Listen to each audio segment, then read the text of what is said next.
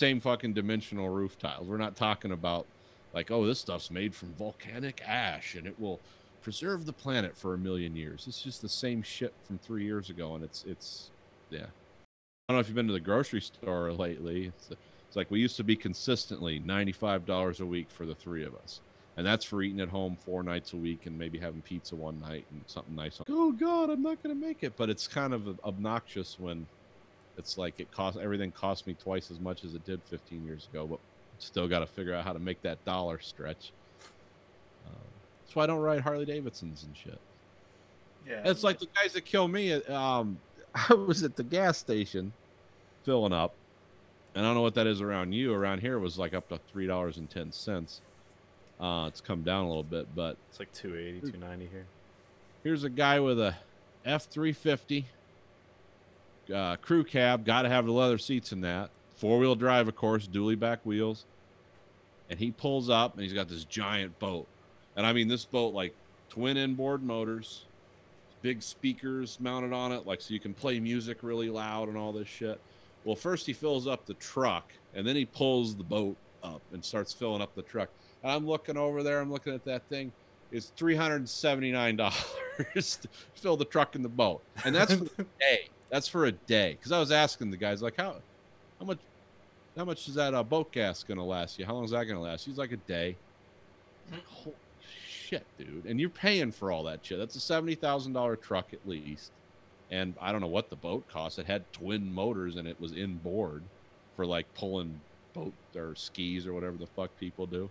Well, but yeah. About my age, kind of looked like me, had a real hot Russian girlfriend with clothes painted on her. He's like, well, this guy he has the money. He's got the boat, the truck, and the Russian girlfriend that's like probably 4 years older than my son.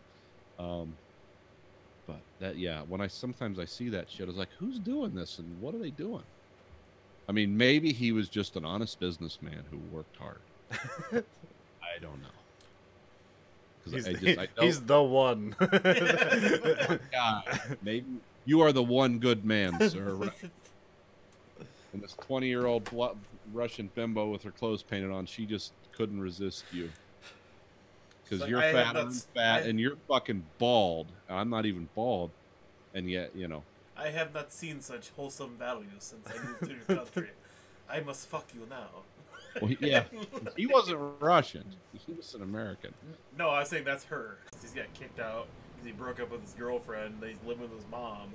But he has a fucking brand new, like, not, or brand new to him, but a couple years old, huge ass fucking truck, big boat, fucking, you know, just pay to get some of the shit redone on the boat, pays for gas for everything.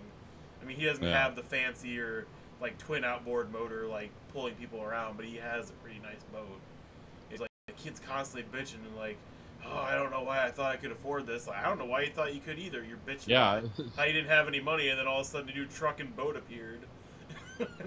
I bought this boat, and I thought I was going to have friends I could exploit for my business. Yeah. This wasn't entertainment. This was an investment.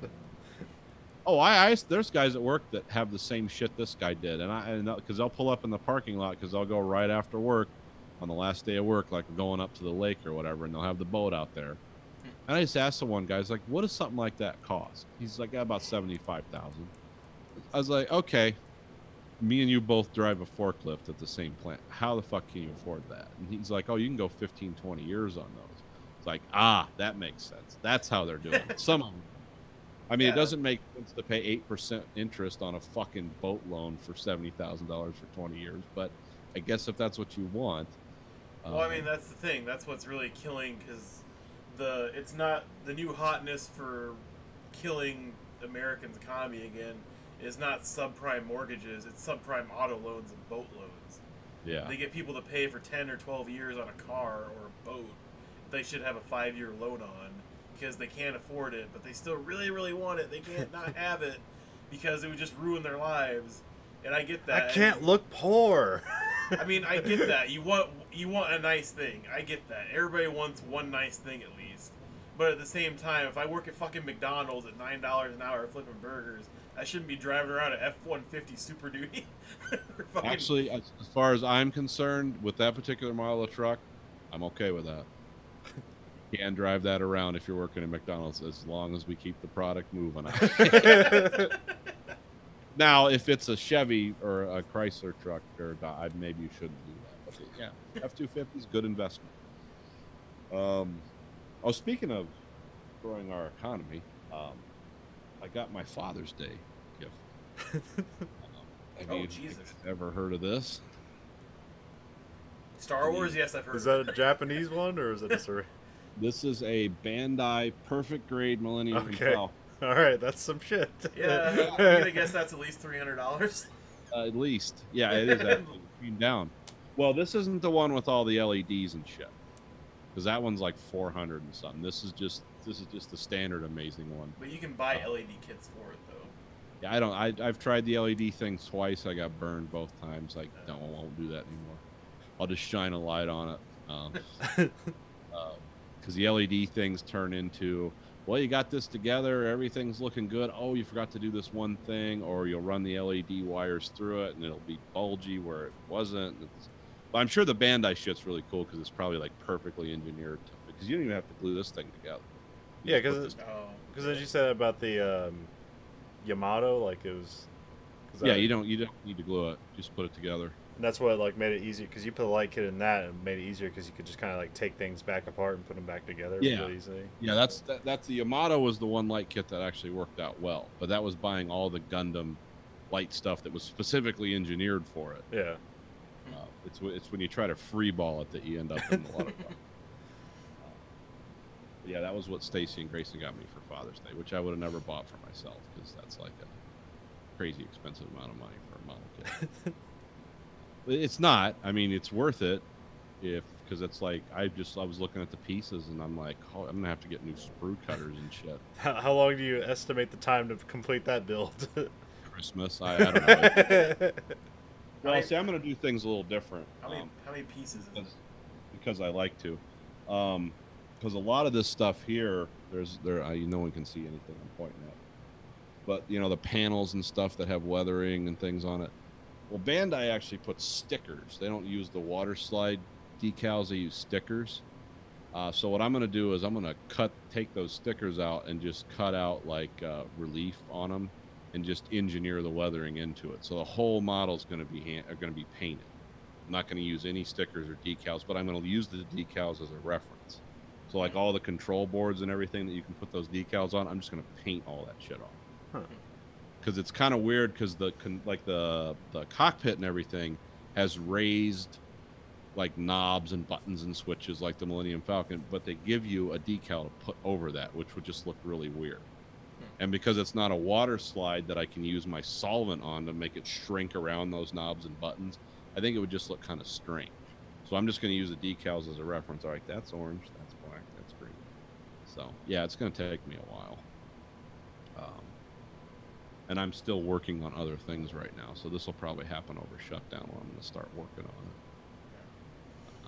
it. I imagine it's pretty large. Does it say how many pieces is it on the outside or anything like that, or is it just 700 or 600 or something? That's not as bad as I thought it was going to be. A lot of pipes. Well, it doesn't have, the only interior detail it has is the ramp and the cockpit. Does the ramp actually go up and down, or is it? I believe so. Well, you set it up, I think. One configuration or the other. Yeah. I haven't really looked into it, but yeah, that's my Father's Day. So that was a huge surprise. I wasn't expecting that. No, I've been talking about it for a long time. Because after I built that Y-wing and the Yamato, I was like, oh, these Bandai kits really, these are cool. Because basically all I'm worried about on a Bandai kit is painting and weathering. It's like, I know the fit and finish on this is going to be awesome as far as putting it together. I'm going to have to worry about, I can concentrate on the painting and weather. Yeah. I don't need to worry, like, am I going to have to put clamps all over this and use, I've been using plastic epoxy on some of these models I'm building just to hold them together. And like wood clamps to get them to form together right. Bandai shit, you don't have to worry about that. It's like, it's like actual engineers sat down and like, we're going to do this. And the cool thing about the perfect grade Millennium Falcon is this is based on the model from A New Hope, whereas most of the Millennium Falcon models you have out there now are based on the model from Empire, because the New Hope model was just like essentially a giant kit bash where they're like, let's make a ship that looks roughly like this, put a bunch of components in it, make it look old. That's the Millennium Falcon. But they scrapped that model or put it in storage after New Hope. And so for Empire Strikes Back, they built a whole new model. It looked the same, but this is actually the one this is the first one that's come out that's actually based on the Star Wars New Hope, which I didn't realize until I did some research. So, I mean, besides the influx of cash they want to spend for production budget, why would you get rid of a model that was perfectly fine for the Because first they didn't have any confidence that that movie would make any money when it came out, so they kind of just put everything in storage. They weren't gearing up for a sequel to Star Wars. Yeah, because like that's how Lucas made a bunch of his money. 'Cause not only did he retain the rights to the toys somehow, which that's where he got most of his money from toy sales. Yeah. Yeah. He bargained for the rights to all the sequels. So the first movie was produced by Fox, but everything after that is actually produced by Lucasfilm and released by Fox. Like that was the terms of their agreement. So he produced and made Empire and everything forward on, and then released it. Well, until Disney, but Yeah. No, it's not like he made out horrible from that deal. no. Like, you could probably, I mean, is George Lucas even trying to do Yeah, a lot of Star Wars stuff got shelved after the first movie. So like, this is so weird. No one's gonna like this. Also, if you see like the original cut of that movie or early pre-production, it looks awful. Oh, Like that Yeah. movie was really made in editing by his wife. Divorced. I mean, the special effects were also amazing too, but also the movie works because of the editing, not necessarily because of what he shot. So what you're saying is him and Steven Spielberg are buddies, but they also have good taste in dumping wives that help them in their Yeah, yeah. careers for other people. I mean, also just I don't like some of the best editors in the world are women somehow. That's the one thing. Like, there's only one woman director who's ever like won an Oscar, but I think there's been like 20 for editing or something like that. Like all of like Quentin Tarantino's movie, he has the same editor. I think she's won Oscars several times. And No, Women it's are just- better at conversation and at being engaged with you than men are. Yeah. Women are just naturally more social and better than that, and so they can probably make it's like, oh, these are great vignettes. How do we marry this together into something someone wants to sit and watch for 2 hours? I Yeah. think they're work better that way, and they're also much better interior decorators than men. None of this is my idea. I think that's an extremely valid point, because I feel like if me and Conlon would just would have drove to Chicago back and forth, there would have been half the amount of conversation it was. Oh I mean, yeah. I mean, I talked most of the time. But No, I know, but I was just saying, like, my wife talked to you a lot, and she was very keen to ask. well, she questions. knows a lot about movies, so all I gotta do is Yeah. talk. I can talk about movies forever, so she can. So.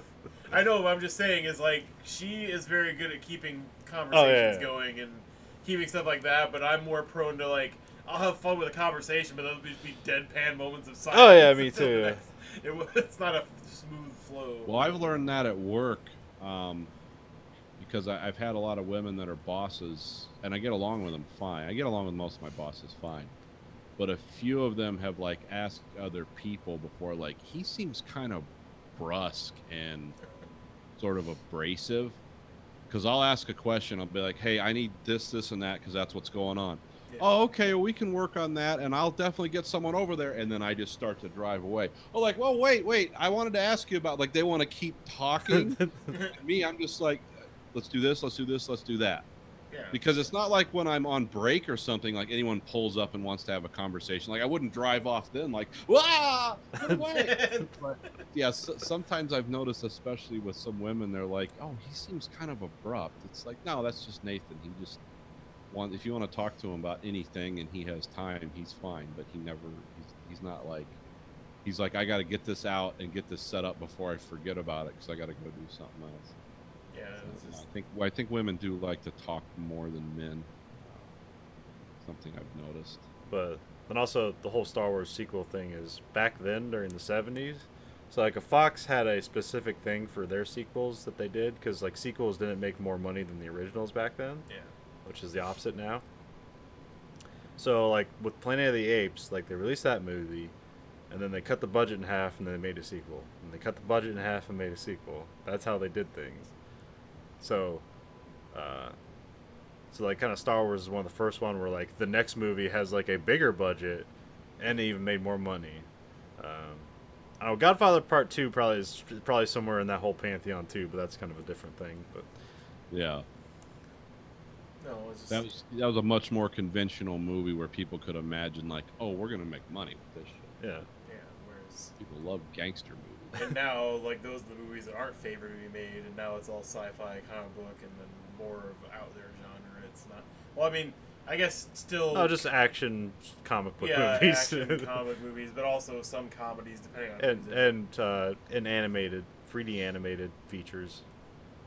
Those are But huge. If you want to make a period mafia piece about a criminal empire, that probably wouldn't be made very well anymore, or not a lot of resources. Well, No, what was it? Scorsese's still around. Okay, what was that one that Michael Mann did with Johnny Depp? Black Mass. Oh, the one about Whitey Mm. Bulger.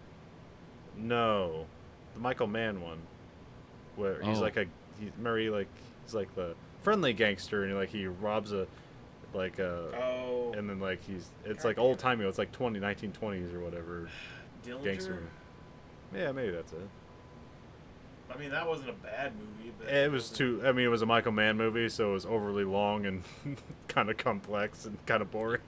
Camera work, maybe not the most compelling story. Yeah. I mean, probably the only gangster movie I've liked recently is the one with Ben Affleck in it. With Oh, what? But Something by Night? the Yeah, I heard mixed things about that. Is that actually good? yeah, I actually kind of like that. Okay, because I usually he directs movies very well, so I was kind of surprised when people said it wasn't that good. So It has some points I don't really like of it, but it was actually a better gangster movie than I've seen recently. and also it seemed like he was trying more things cinematography wise with it.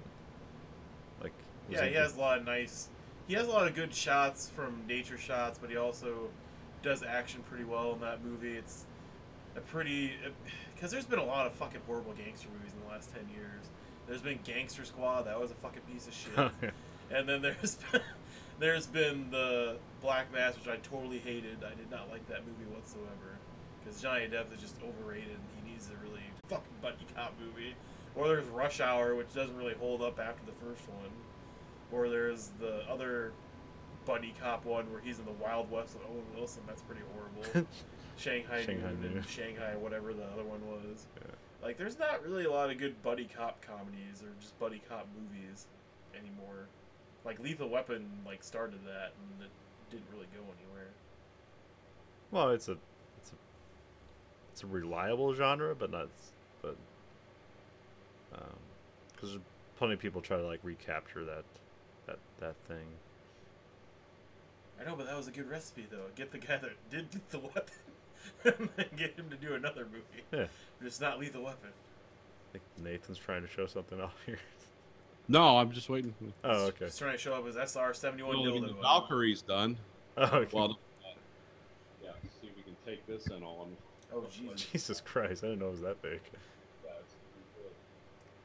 That's what Nathan wants to hear every time he drops his pants. Jesus Christ, I didn't know it was that big.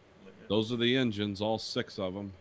Is that that's not a real life aircraft, Yeah, is that's a Russian supersonic bomber. Oh. It's an American one. Oh, is it American? What's the one I'm thinking about? The Russians have some supersonic swing wing bomber that I'm thinking of. Yeah, I think they got the Blackjack, which is basically Yeah, that's what I'm thinking of. one. No, this was the one that. When did they start? Curtis LeMay put out a call for a Mach 3 capable bomber in the late 1950s, and all through the 60s they worked on this monstrosity, which was called the XB-70 Valkyrie, which was a Mach 3 capable bomber. But one of the things that happened with this plane was the technology changed, and because they made this out of honeycomb mesh instead of titanium, because they needed a lot of strength. And what it is, I mean, you can see, and this is a huge plane too in real life. There's one about an hour for me at the Ohio Museum, but this had a huge radar cross section. Russian missiles were getting a lot better, and even at Mach, and it couldn't fly at Mach 3. Like, that's the thing they say, well, Mach 3 bomber, it's like, yeah, it can sprint at Mach 3. You can't get enough goddamn fuel in the thing to keep it running at that for any length of time. And it was going to be very easy to shoot down with missiles because it had a big, obvious radar signature But it was a very innovative plane, and they spent $750 million a unit to develop these in 1960s money. So they only built two, and they basically used them for atmospheric research after, kind of like the SR-71 does atmospheric research now, whatever that means. Oh, they start using those things? Yeah, NASA uses them for, I think, for atmospheric testing. Huh. If it was built solid enough, why not? But yeah, well, I mean, the SR-71 had two giant engines on it that they're incredibly powerful. They've never built engines that powerful for planes since, because I mean, they constantly were aerial refueling the SR-71. This had 6 monster engines on it. But the problem is, if you look on the bottom of this, which you're never going to be able to see, but just imagine this. Okay, here's your engine intakes. Here's all your engine compartment, engine related stuff. This is where the landing gear comes out. This is your bomb bay. Right. Only thing you could put in it, I think, were B-58 and B-61 variable yield 5 to 20 megaton bombs. That it could carry 2. Optimistically, it could carry 2 gravity parachute retarded bombs. So you could get away from the goddamn thing. It's just a 20 megaton bomb. That's a tremendously explosive force. So yeah, this plane could only carry nuclear ordnance, only was provisioned for penetrating Russian airspace and shooting and destroying, like, and they were going to build 200 of these things or something. But ICBM technology improved, and it was kind of one of those planes that was left behind. And it was never painted green. It was never actually in service. So this is part of my apocalypse fan fiction. This plane will appear in the whatever coffee table book I'm going to try to make. So it's basically a bad prop is what you're looking at there. But I used some interesting shit this time when I painted it, because I didn't want it to have just that completely dull look that I do everything in. Because aircraft are, especially ones that travel at Mach 3 a lot, they're shiny. They have variations in their metal. So I painted it with Tamiya, like a NATO green, and then I got the Tamiya clear paint, the X22, and then I got some of this. This is called Mr. Leveling Thinner. It's Japanese stuff, whatever. They have weird names for it.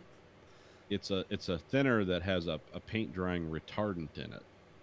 So it makes the paint dry much slower, and it kind of levels it out so you don't have a lot of splotches. So what you do is you take this and this in a 50% ratio, and the thicker you put it on, the shinier it gets. But the thinner you put it on, you can have variations kind of consistent with the flow of air across the plane. So all the wing tip surfaces and everything where a lot of air would hit it is duller, but the main body of the plane shinier. And it was like exactly the effect I wanted. It's like, holy shit, something I did worked out. So, but it's not even done yet. I'm just about halfway done with the lettering. I went online and I was looking for strategic aircraft decals in a certain scale. And I didn't find any. And then I found this guy on eBay. He's like, I'll sell you a whole sheet for $10 for 20 different scales. And I was like, well, I want the kind of the older ones, where it was the fist grabbing the lightning bolts. And it says peace is our profession, because they changed them a lot. And I'm kind of going for like a 60s, 70s. He's like, yeah. Well, you look on his website, it's like, he's got all this shit. I was like, okay, cool. So once those come in, I'll get that. And then I'm going to, I noticed on the B-52s and some of the bombers, like all the B-2s and the B-1s, they have names, like the Spirit of St. Louis. Yeah. Or, like that. This one's going to be called the Tears of Hiroshima.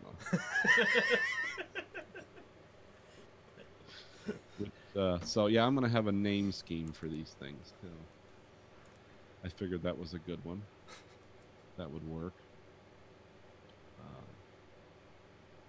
I was trying to wrap my head around a 20 megaton bomb and why you'd need to drop hundreds of them. It's like, wouldn't like 2 or 3 just fucking wipe everything out? I gotta make sure it's redundancy. Oh yeah, I went and I went through my old archives and I found all this the declassified SAC targeting guidelines from the 60s and 70s, and yeah, there's quite 3,000 megatons worth of targeting against the Soviet Union.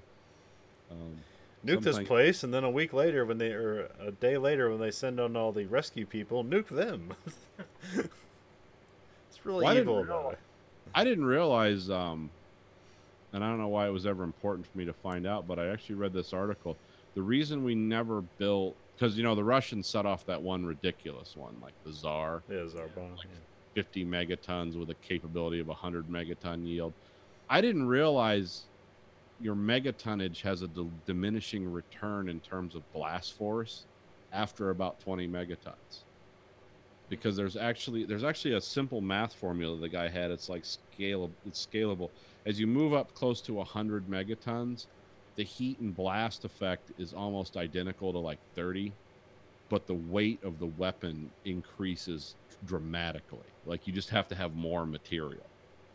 And but what you won't get is like for a 100 megaton bomb versus a 20 megaton bomb, you won't get more blast effect, but you'll get a lot more heat and radiation.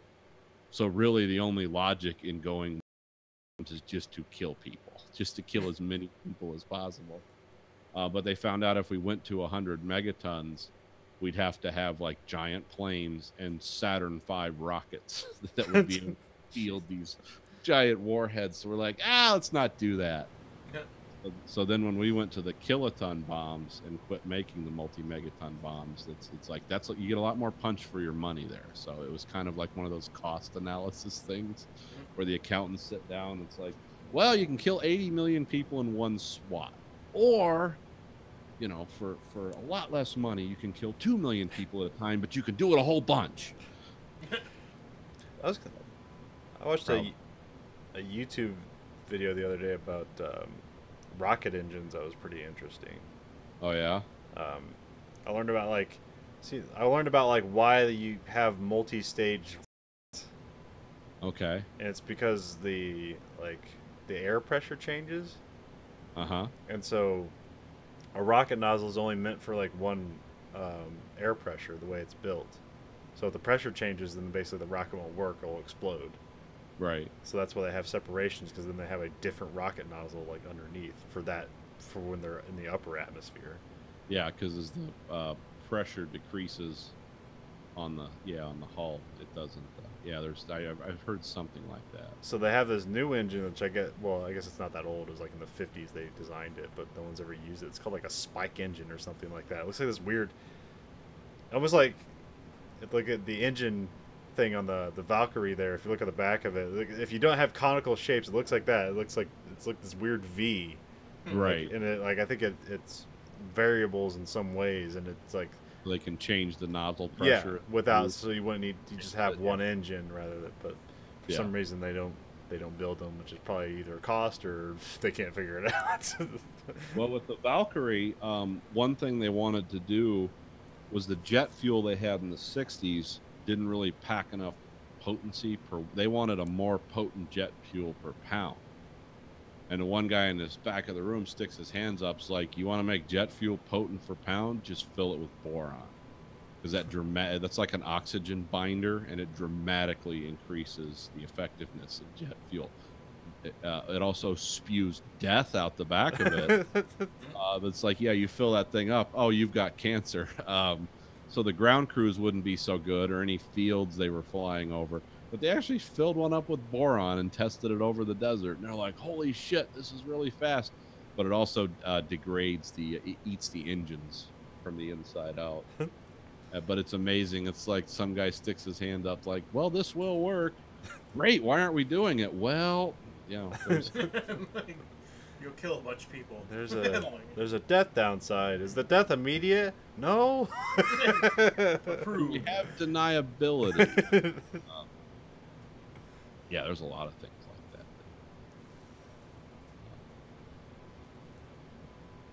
that. Because the SR-71, the cones on the front of that actually moved in and out based on altitude and speed. Yeah.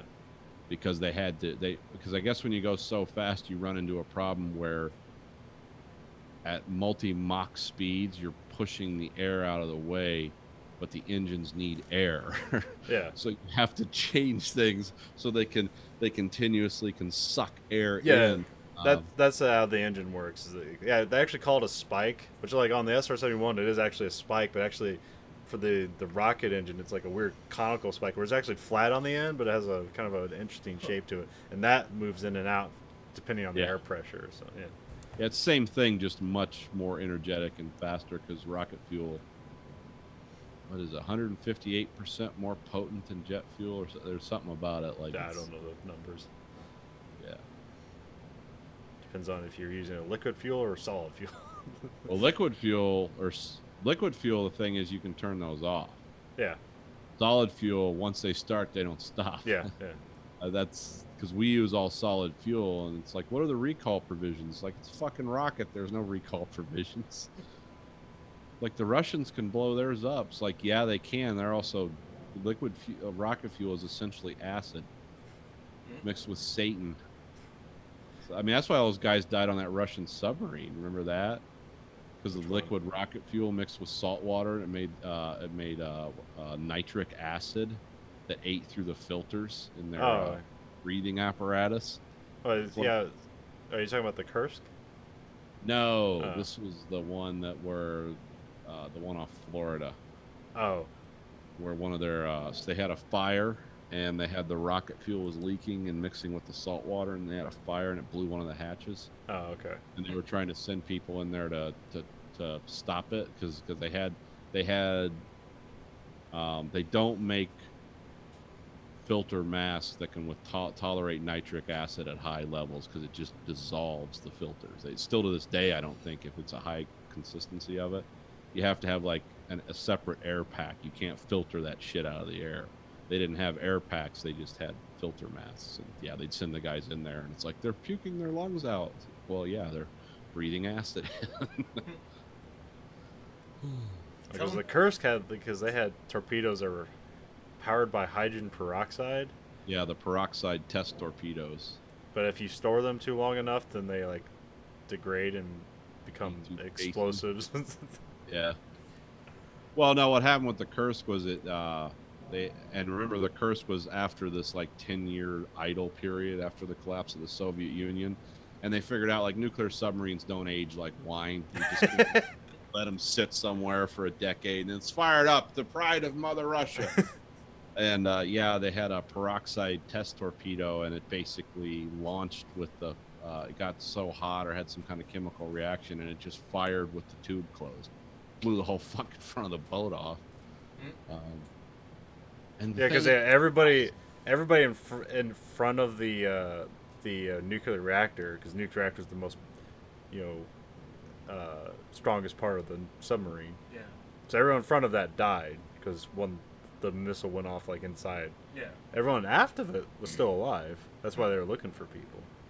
Yeah, guys lived for days, but because the Russians wouldn't let us help them with our rescue stuff, those guys ended up dying because we even told them it's like, we're not interested in your fucking 30-year-old submarine secrets. I mean, we would steal everything off the ship, but these guys don't have to die. And Vladimir Putin, this was the first crisis of his leadership of Russia, and he decided, well, it's maybe better those men die than the Americans get access to our 30-year-old submarine. Yeah, dying in a submarine's like horrible because it's either like suffocation, fire, or drowning. Like there's no good way, or implosion. There's no good way to die. Actually, implosion's probably best because you'll probably never see it coming. It'll just happen. Yeah. It's less dangerous to be a mile above the earth than it is to be below the ocean. Because if you're in space, you can make some mistakes. Like you can leave a hatch open, you can have a leak. If you're at the fucking bottom depth of what a submarine can tolerate and there's a leak, water shoots around at such high pressure, they put boards and yardsticks to see, because it can slice right through you because the water's coming in at such high pressure. So if there's ever a leak, they'll like put a yardstick or a broomstick there, and if it slices through the broomstick, they're like, oh, we can't go in there. We got to isolate this some other way. But I think the way because they're not sure how the guys who survived died, but they had like these strips that created oxygen from like Yeah. the carbon dioxide, but the problem is that they're like highly flammable, Mm. which is they're creating oxygen, so it's making more flammable. And then like something else, it's like if they hit water, then they would burst into flames or something Yeah. like that. If they got damp, they would burst into flames. So You're in a fucking submarine. It's flooded. yeah, it's being flooded. So basically, they all suffocated, fire burns, and drowned, all at the same time, basically. Yeah, it's not a good time. Yeah, I really need to not. I mean, the have Russian submarines version of anymore. the book that explain that is just called Kursk, A Time to Die. And that's like the Russian book on what happened. But it's all propaganda. Because at first they were like, the Americans did it. Because first they said we crashed into them watching their exercises. Because that happened a lot during the Cold War. The submarines crashed into each other. And then they were like, well, it doesn't look like the returns we're getting, it doesn't look like it was a crash. The Americans put a bomb on it, or they sabotaged it somehow. That's the Russians were saying that shit for years, and then finally everyone else in the world is like, oh, well, we were using this test torpedo and this happened, but the Russians still think it was us because everything that happens in Russia is our fault. And now everything bad that happens here is Russia's fault. I don't know. We're in a weird place in our history. A lot of Russians. When can we blame Argentina? I want to blame Madagascar. Fuck Madagascar. I want to know what's going on with Venezuela because across my news feed don't know anything else about it. This morning it said 63 die at nightclub, and so I was like, "That's weird." I clicked on it. I thought there was a fire or something. Everyone couldn't get out. There's a fucking knife fight. Guys had knives and sticks, and like 63 people are dead. It's like, well, that's some Game of Thrones shit. It's like 63 people dead by guns would be. Well, I know Venezuela, they're still having a really big problem with rioting and political unrest because they're trying to depose their authoritarian leader. But everybody's also starving to death and has no money because inflation's so sky high, you can't buy anything with their money. So, I mean, I don't know how you would... 63 people died at a nightclub. I would have figured it was like the police broke in and said it was a protest, started shooting people or something. Yeah, they're just like nobody got medical services whatsoever, and just everybody died from wounds. It could be. It just seemed kind of shocking, because like I said, I thought maybe a fire, maybe someone went in there with machine guns. Yeah, because we've had much higher deaths from like the Great White Show, like in what state that had like killed like 100 people or more from a pyrotechnic malfunction. Yeah. 10 years ago. That makes sense because that's like high explosive directed at people that aren't expecting it.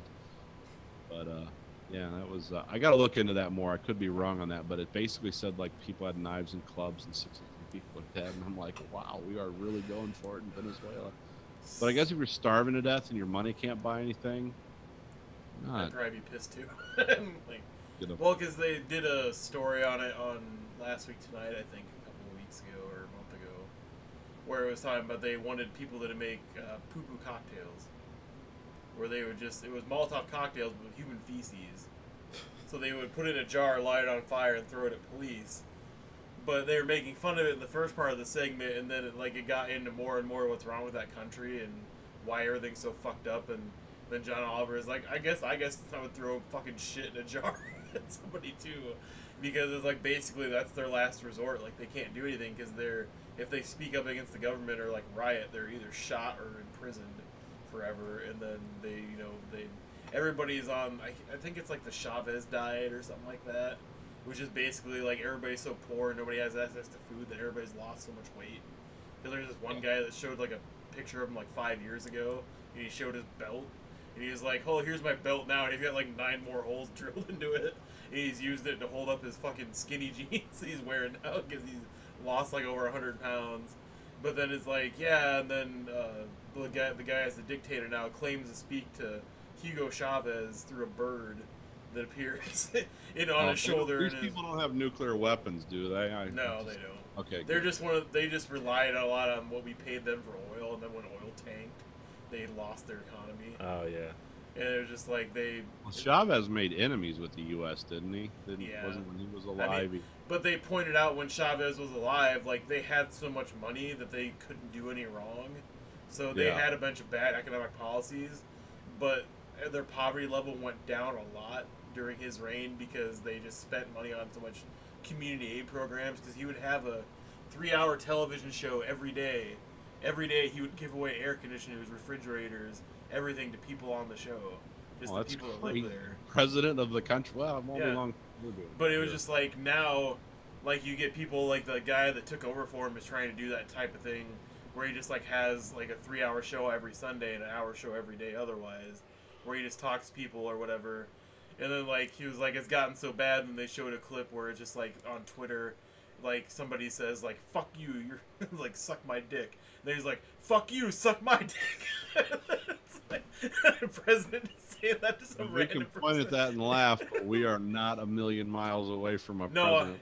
no, I know we're not a million miles away from that either. But at the same time, it's just like they compared like the political insensitivity because the camera will cut away so the president can eat something because he's Oh yeah, you he's had a like lar- a big thing of he's a large man, and so Right. it's like the whole country's starving. So obviously, for him to be eating a plate of fucking food in front of him on national TV, probably not a good idea.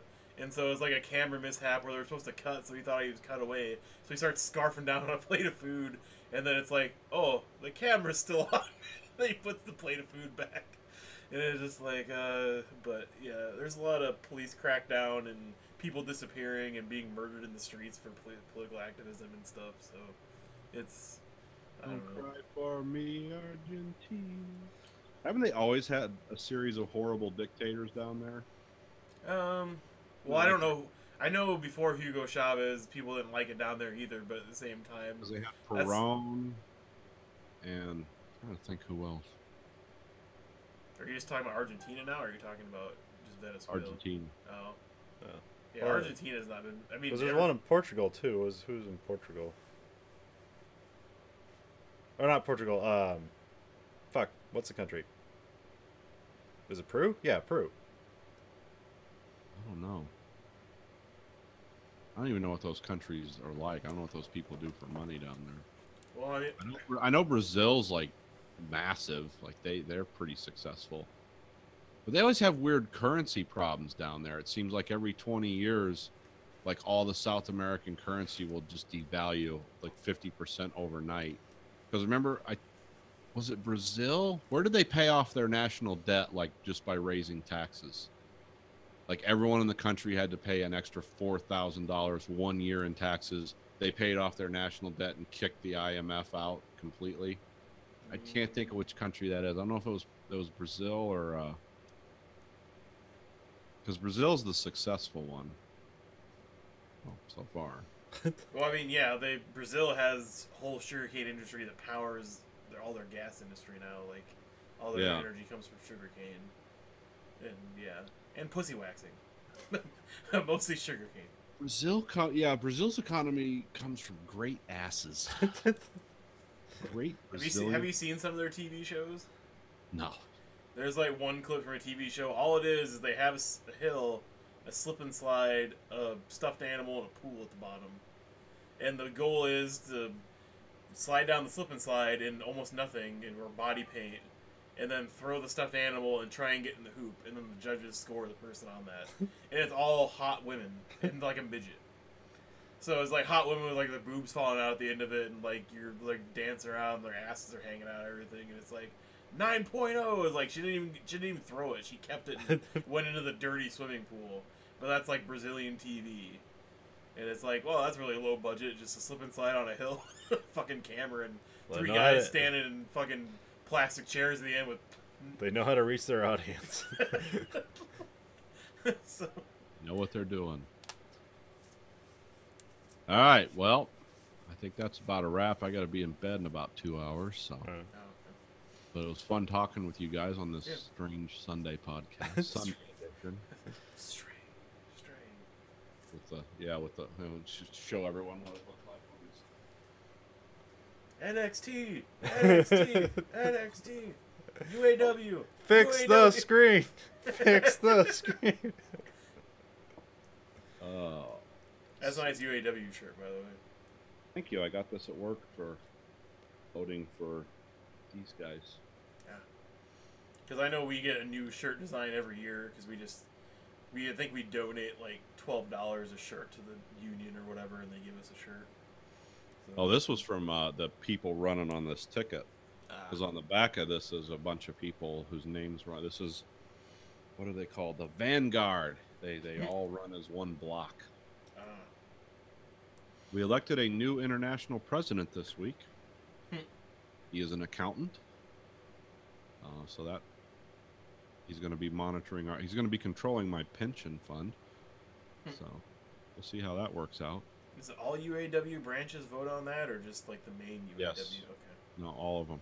Because our UAW rep just talked about that meeting that happened last Tuesday. He didn't mention any election for president of the union or anything like that. Yeah, it's called Constitutional Convention. Depending on the size of your local, that's how many delegates you send. Yeah. Most people send 5 or 3. We send 47. Ours. Oh, I think we are the largest local in the U.S. Oh. We're close to it because we represent everyone at the Rouge, the steel plant, a bunch of nurses. I mean, I forget how many people are. It's like there's like 15,000 people in our local. So. Yeah, I think we. But it's not all one site either. It's a bunch of different stuff. I think we only represent like 260 or so people. Yeah. Between two businesses in the Cedar Rapids area. I don't know if there's more outside of that for our chapter. UAW has done their big success in organizing has been nursing. They've organized a lot of nurses in the last 10 years. Oh, good. That's, well, I mean, nurses are making money. Yeah. Because one thing that the union sadly found out is you can organize a bunch of people making $12 an hour. You're not going to get a lot of dues from them. There's not a lot you can do for them because they're working at some marginal business that could just disappear and go across the border or wherever. So it's kind of hard to really get in there and get your value when it's like, we're going to go on strike. Cool. We're going to go to China. Fuck you. It's it's kind of hard when you're representing 90 people making a really the equivalent of minimum wage. So they're going after like professional people. We have engineers too that just don't want to deal with they just want to be engineers and don't want to deal with the corporate fucking game playing. And it's like, yeah, I want to make X amount of dollars for doing my engineering job, and I don't want to have to suck anyone's ass, but I want to just do my job and be left alone. So we're getting a lot of those guys too. I'm surprised our engineers, we have like 12 of them, they're not part of the service people aren't part of the union either. They're part of corporate, so they can be let go at any time for any reason. So I'm surprised. Yeah, Michigan's one of those weird states that we are right to work now. That might go away with this next governor, but where they kind of structured things. The only people that can't be in unions are people that supervise other people. Now they can be in unions, but they can't be in the same union. But yeah, we actually have people like that work at Dearborn Development and stuff that are like, guys that wear ties and they're engineers and they're in the union and they have a whole different structure from the other types of engineers. Now, of course, everyone talks dog shit about them and they all hate them. Well, not us, but the other people that have to kiss the boss's ass and go, bow before the ring every so often. They're jealous of the guys that don't have to do that. Anyway, that's interesting. All right. Well, this week for the American Greed Factory podcast, this is Nathan. This is Colin. NXT. Goodbye, America.